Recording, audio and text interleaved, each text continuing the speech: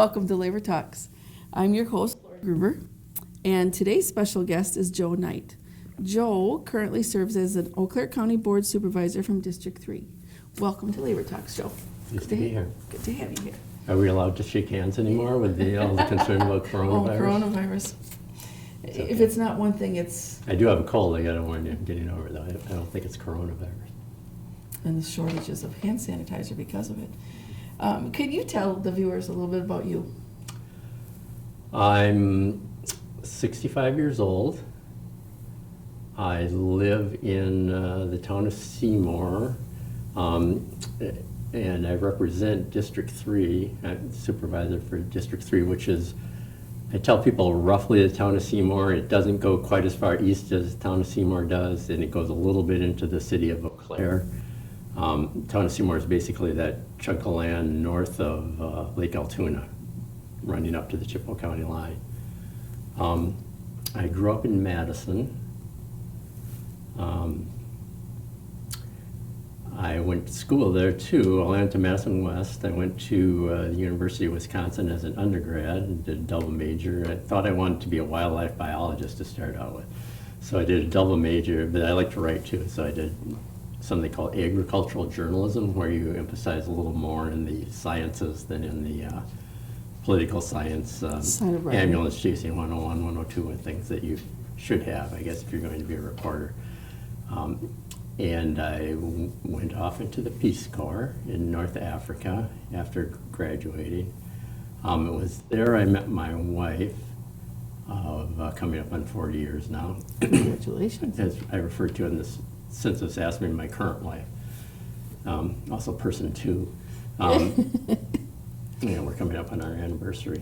Then we came back to Wisconsin and I went to grad school, and I was just about, again, in the egg journalism department. It was something they called a natural science option, because I thought rather than writing about egg issues, I would concentrate more on conservation issues, although the two go together. Two kind of mix, yeah. And I did have the soils class and the stuff you'd take if you were getting familiarize yourself with agriculture. Though I did not grow up on a farm. I grew up on the west side of Madison. So I saw a notice, and I was nearing the end of grad school, wondering, well, what do I do now? Pretty soon it's going to be the real world. And I saw a little notice that the Eau Claire newspaper was looking for an outdoor writer. So I applied, and I ended up here, and thinking, maybe try this for a while and then go on and do something else. And coming up on 35, more than 35 years later, I'm still here. 34 of those years I worked for the paper. And my wife was a French teacher at Eau Claire North. She taught French and forensics. She loved teaching forensics. So she was happy with her job, and neither one of us were making a lot of money, but you don't need a lot of money to live in Eau Claire. One of the days, or at least you used to, I guess. Getting harder and harder to afford a house these days, but so here I am, and we stayed. About 3 years ago, I was retired, and I was 62 then. So I thought, well, I guess it was old enough to take early Social Security, which hadn't exactly been the plan, although I could see kind of the handwriting on the wall as the newspaper staff got smaller and smaller. I was expendable. I was the outdoor writer, and it's kind of like the foreign language teachers are the expendables in the school districts. Yeah, I guess both my wife and I were lucky to have the careers we had at the time we had. So one funny thing about being with the newspaper, which I actually agree with, is you're not supposed to be on boards. So you stay impartial. You might, especially ones that you might cover. So that's kind of why I'm a very late comer to local politics. And it was kind of a spontaneous decision to run anyways 2 years ago. I'm a freshman basically. I'm coming off at the end of my first term in their 2-year terms. So here I am. What issues on the county board level do you feel are really important to address right now? Well, I have one in my backyard in the town of Seymour. That's the landfill. And it's being expanded, and there is a siting committee. which I'm not on. There are a couple of county representatives and a couple from the city and a couple from the town of Seymour. I think 4 from the town of Seymour. And they're negotiating with the current owner of the landfill. The landfill is kind of on schedule to be sold to an even bigger owner. And there's quite a bit of community of concern in the pocket of people living around them. They've been picketing City Hall and putting out signs, citing committee, be fair, and things of that nature. And I think the citing committee has been mostly fair. I think they've tried to have, at least what they proposed, it was still a kind of work in progress. In their initial proposal, they proposed a measure to try to protect the property values of the people living within or nearby, within a mile radius, I think it was, of the landfill. That if they wanted to sell their house, it was on the market for half a year, could not sell it, that the landfill company would actually buy it from them. Some of the residents aren't completely happy with that, but I think that's a good faith effort. And there are other efforts to try to reduce dust, reduce litter, reduce mud on the roads. They would, for free, put up a vegetation barrier for people who don't want to see the ever-growing pile of. They're going vertically now instead of horizontally, so it's already the highest point in Eau Claire County, I think, or it will be. One thing they did not have, which I would like to see, was some kind of compensatory payment to the people living within a mile who have to put up with the odors and the dust and the vultures and the seagulls flying over. Dump ducks. Yeah. They didn't think that would be a good move. I'd like to see them make some offer. The people living around there, the neighbors, came up with a petition asking for quite a bit of money. But that's kind of the nature of negotiation. You start high, and I'd like to see that something. I think they'd feel more whole if the landfill the company would just offer them a little bit of compensation annually for living near the landfill. As it stands, they're proposing to substantially raise the tipping fee, which is what you pay every time you dump a load of garbage there. Right now they found out that it's a relative bargain to dump trash here. That's why we have trash coming in from Minnesota and Iowa and distant places. So you don't want to be the lowest place around for accepting garbage. So they've proposed a substantial increase in tipping fees, which I agree with. And that pot of money that comes in from there would basically be divided among the county, the city, and the township, with the city getting a little less, which is fine. But I think if you're going to have some new revenues coming in, you ought to share at least a little bit of that with the folks who are bearing the brunt of the cost of having a giant landfill in your county. Has it devalued the homes there quite a bit, or? There was one study that said no. Common sense says probably. If you say, hey, I'm trying to sell a home and it's within a mile of one of the larger landfills in the state, if not the largest, that it's going to have some impact. And people say it impacts their quality of life sometimes. Like if they wanted to have a picnic in the outdoors and the wind is blowing from a certain way, well, they're kind of forced indoors. Indoors because of the smell, or having to rent someplace else for their event. Yeah. That said, I don't want to pick on the company that's operating it too much. I think they're trying to be a good corporate citizen. It's just that it is a state-of-the-art landfill, but just the nature of operating a landfill, you're going to have smells and litter on certain days. Now, as you said, you were a newspaper reporter for over 30 years. And how do you feel about the media today being so biased? Are they? Well, is that a biased question? Yeah, is it? No, we hear it every day, that not so much the newspapers as the television stations. You know, that this one favors Republicans, this one favors liberals, and this one, you know what I mean? How you've got, and then there's this fight going on with all this fake news, that, both sides. Yeah, I guess my main concern about the local media is that it's going away. There's hardly anyone left at the newspaper. I think the staff that remains are good. I think they're doing a good job.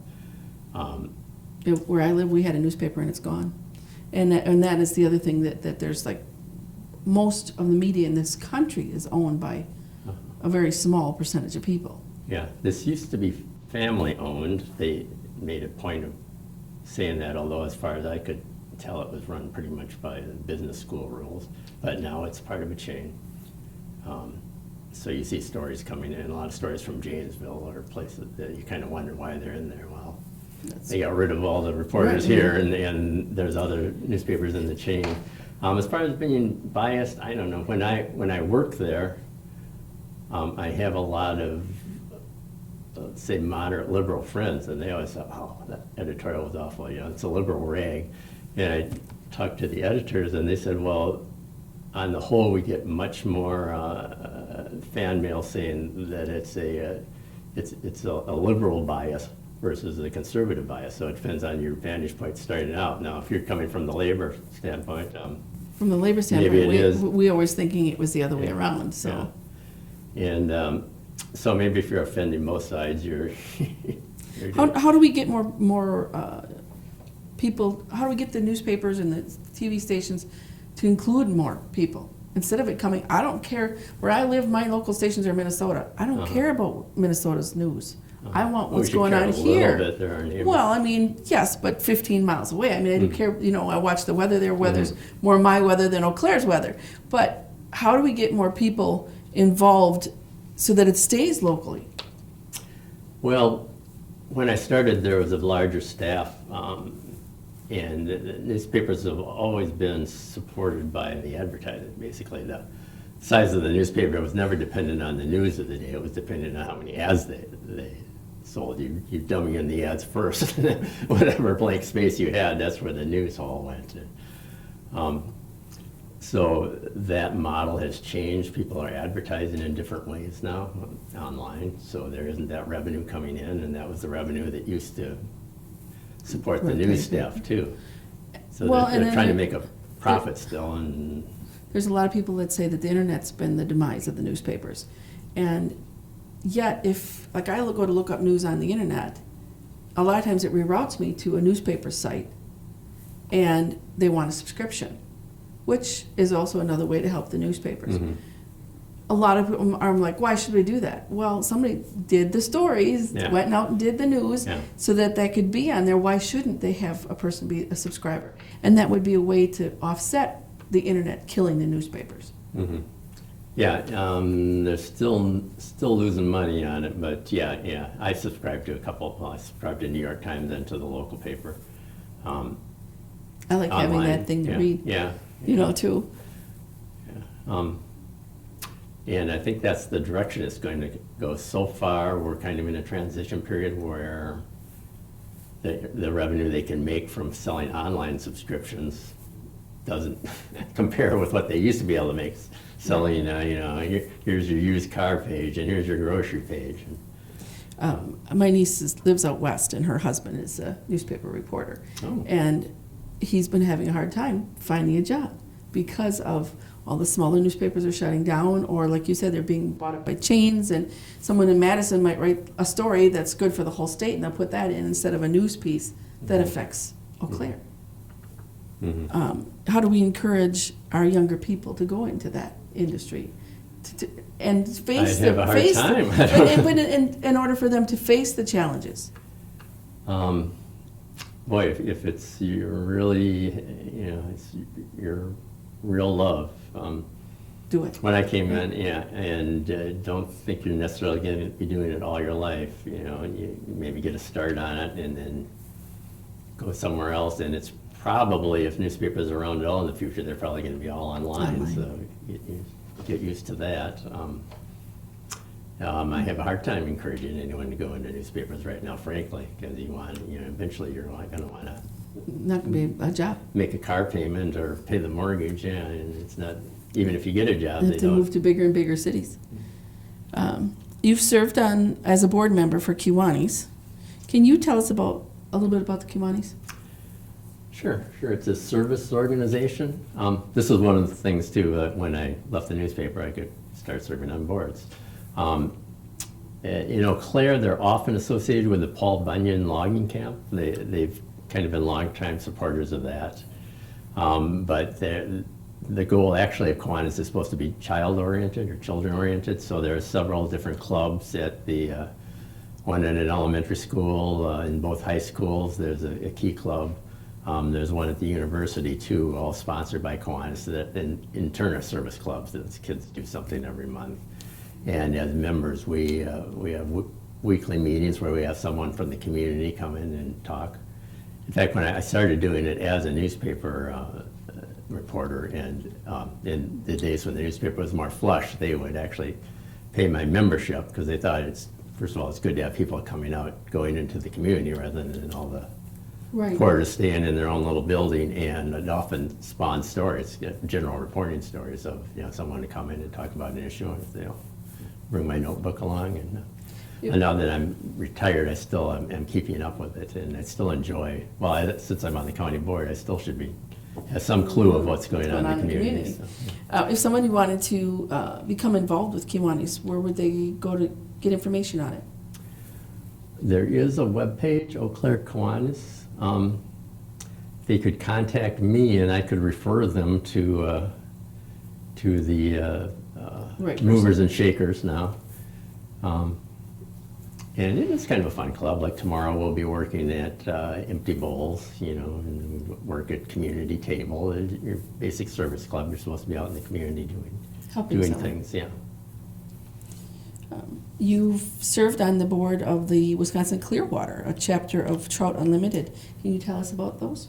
Yes, that's a group mostly of fishermen, trout fishermen, but promoting clean water. We have work days in the winter where we go out and work on stream banks. Well, actually work days year round, more in the winter though, where we'll remove box elders and prepare a site actually for the DNR to come in with bulldozers and put some rocks in. And the idea is to mostly to control erosion in the creeks. So sometimes there are grants available from like federal agencies, federal farm agencies wanting to keep the water clean, basically. So that's one thing we do, cut down the box elders, burn them, and make way for the bulldozers to come in the spring from the DNR to slope the banks, to put rocks in so that every spring when the water is high, you don't send another load down in the Mississippi River or Lake Altoona or Lake Monoman or wherever it stays where it's supposed to go. Yeah. And we have sometimes take issues on legislation affecting clean water, or sometimes on dams locally. We have kind of a fun sponsor things like fly tying in the winter time, or rod building, things fishermen might want to do. Have monthly meetings, mostly in the winter. In summer, everyone goes fishing, so don't hold meetings in. But you might have DNR biologists come in to talk about trends in trout streams or what they're doing, or have a fishing guide come in, or someone wants to demonstrate a new secret fly that we should all be making. I grew up on the Little Wolf River. Oh, okay. And when my parents went to go sell their farm, today's day and age, new people starting out can't walk in and buy a farm like my mom and dad had. Mm-hmm. So it ended up being pieced out. And the DNR did buy the piece on one side of the river to be able to put in public fishing and hiking. And because there were obviously trout in there. But to keep the waters clean, and you've got, like Somerset has the Apple Creek and the tour and the rafting, which the people in the community will tell you, yes, it brings people in, but also brings a lot of pollution, a lot of other problems in, because they don't take ownership where they're camping. So I was glad that the DNR, when they took that piece from my folks, they didn't make it public camping ground. That's good. To keep the river clean. It's just hiking and fishing. Well, fishing tends to be a little lower density and a little. We would hope that fishermen aren't leaving. Sometimes you see a worm can left on the bank, but the Apple River tubing, that's a little bit of a floating party, so that's a little bit of a different kind of crowd. Well, and the first weekend in June is always the free fishing weekend.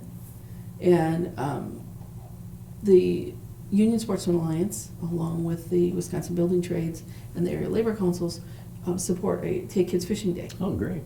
And we trade off with lacrosse. One year they're on Sunday, one year we're on Saturday, and vice versa. And we have that at Bronze Bay. And it would be nice to be able to work with a local chapter like this, so that another way to get out to the kids that we're doing this for them for nothing. We Okay. feed them.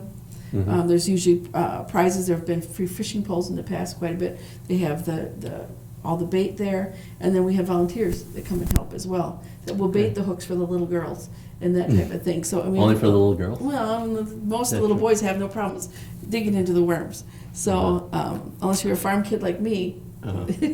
I have helped out there a few, although it used to be Dennis Vandenblumen, who's a stout professor and also a member of Trout Unlimited, also runs the, I think it's called the Chippewa Valley Fishing Club. It's a lot of the members are disabled, and they'll meet on Tuesday nights down there, but he used to run it there, although he moved it out closer to Menominee now, getting kind of a different audience. So I guess you guys have taken over the... We get some of the kids, and we get some handicapped kids that do come, or adults who come in. And Okay. the nice thing is they have a really nice day, and like I said, we feed them, and that's the first weekend in June. Okay, good. And if you want to watch for a flyer on that, I believe that Eau Claire this year has the Sunday day, and lacrosse will then have the Saturday. You think there's overlap in the young fishermen? We do have, like one year, we were just finishing our event when the Boy Scouts were coming in. It would have been nice to have been able to coordinate and work together so that we all could have the same event. It's going to be at Bronze Bay, at the pavilion at Bronze Bay there. So, I mean, it's as long as it isn't all flooded like it has been sometimes in the past, or being treated. One year we had to move it because it was being treated. But if somebody would like to be involved with Trout Unlimited or Wisconsin Clean Waters, where would they go for that information? They do have a web page. It's the initials of Wisconsin Clearwater's Trout Unlimited, WC, Wisconsin Clearwater, T, WCT? Wisconsin Clearwater's Trout Unlimited, OCW. WCTU. Yeah. You're going to have WCWTU? Yeah. Wisconsin Clearwaters Trout Unlimited .com. .com. And if you just put Clearwater's Trout Unlimited, it doesn't work. There's a outfit out in Pennsylvania who has a Clearwater's name too, so it has to be WC. And they have a they keep up to date pretty well on their webpage. So if you want to find out about their goings on or joining, that would be a good start. there. Or if you just Google the name too, Wisconsin Clearwater's Trout Unlimited, push the button, it should pop up. I'm going to look into that one. My brother's big in the turkeys unlimited, so it'd be nice to see. Okay. Yeah, several turkey feathers are good for trout flies. So. As a board member, I know that the state mandates a lot of different programs, including human services and things like that, but there's not enough funding for a lot. And of course, we have the problems with the meth and everything else here. Can you explain why treatment courts are so important? Sounds like you've been talking to other county board members. I know John Many Deeds pretty well. Oh, okay.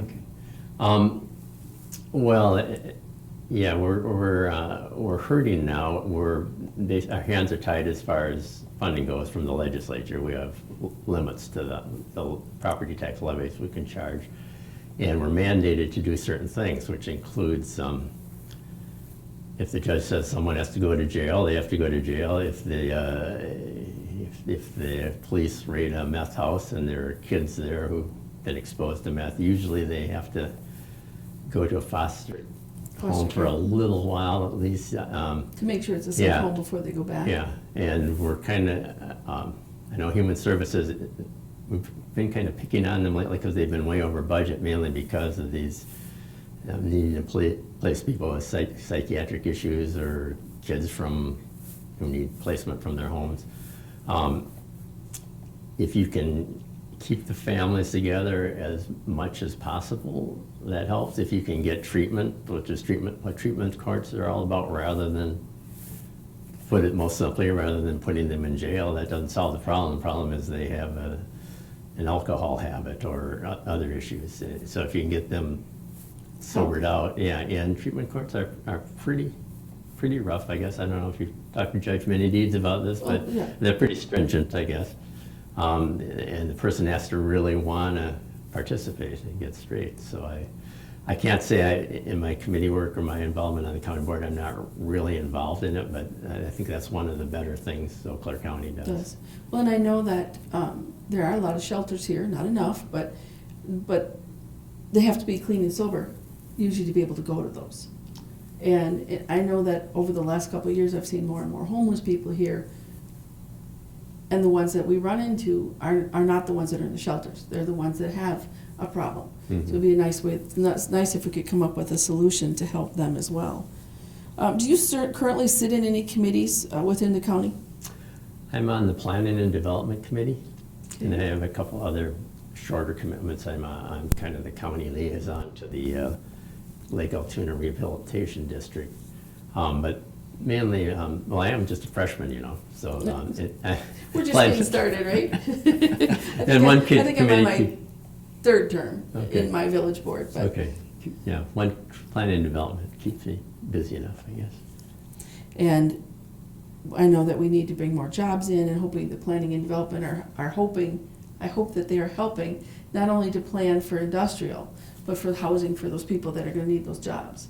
Because I know we've got businesses coming in where I live in our industrial court, but unfortunately they can't find employees to do the jobs, and there is not enough multifamily dwellings in our village for the house those people for those jobs. So it's one of those issues that's real challenging, and I would imagine Eau Claire has some of the same problems. Yes, I think the city of Eau Claire and Altoona are trying to address the housing, I don't know, for planning and development, well, I have a long list. I can actually read you all the different things that the department is involved in, but our typical meeting will have several issues kind of dealing with zoning. Someone wants to change the zoning perhaps to allow more houses in an area than the current zoning, and we have to look at, well, is it prime farmland? Will farmland be lost? What does the township say? We hold a public hearing. What do the neighbors feel about this? We usually, by the time it gets to our committee, frankly, we usually approve it, especially if the township has approved it. Well, and I would think another thing that would come before you guys with planning and zoning is because you have a lot of home businesses now, and a lot of people just think, well, I'll just open an office in my home. But if their home is zoned residential, depending on what that home business is, they do need to address that with the county. Yeah, there's all kinds of rules. If you're having people coming and going, or I can't say I understand all the zoning. We had a guy that wanted to sell guns out of his home in a residential area. And Okay. the residents signed a petition, and you're not going to do that. That probably, it's kind of a commercial use. Yeah. And not only that, but a high hazard one. Yeah. A lot of people don't think that, but it's may or may not bring crime into an area. All of those things have to be involved, and a lot of people don't think of that. They're just like, this is my home, this is my property, I can do whatever I want with it, but that's not true. Part of the idea of zoning, and not all, as you go east into Eau Claire County, some of the townships are not zoned. They kind of like the Wild West. They want their freedom. But you try to put like uses in lake areas. If you have some prime ag land, you try to have that be farmland preservation or and you kind of try to keep your commercial things together. And sometimes the two kind of intersect, and that's one thing that comes before the Planning and Development Committee. How can Like, who's going to be responsible for the groundwater? Who's going to be responsible for the street? Who's going to be responsible for, those are the different things I know Yeah. that come up with when you've got that cross. I hope we're being responsible for the groundwater. I'm not always sure we are, but when we allow high density. And, we could talk, there's so many different good issues that we could definitely talk about forever, but I think the most important thing right now is to remind everybody to vote April. What is it? I don't know. I'm running on a post, see, so I'm just coasting. But it's important for them to turn out because there are other issues on the ballot besides, there's school boards, there's referendums, and state Supreme Court. Yeah. Because we already had the primary. Oh, all right. That's ended down to two, right? And where I live, we also have the congressional district. which is, At Duffy's? yeah, Duffy's old seat. How far north do you live? I live in St. Clair County, right along the highway. And that's part of that But they district, took those counties away from Kind with the gerrymandering and put okay. us in with Okay. Wausau, which makes absolutely Okay. no sense. Okay. But that's also on that ballot, so that's also important. But, thanks for viewing today's program. Thanks for you being here, because our show couldn't do without you. Thanks also to our folks behind the cameras who make our show available and give us a voice. The show is viewed on channel 993 twice weekly, and you can also find it with your search engine under YouTube's with Labor Talks. Thanks for viewing.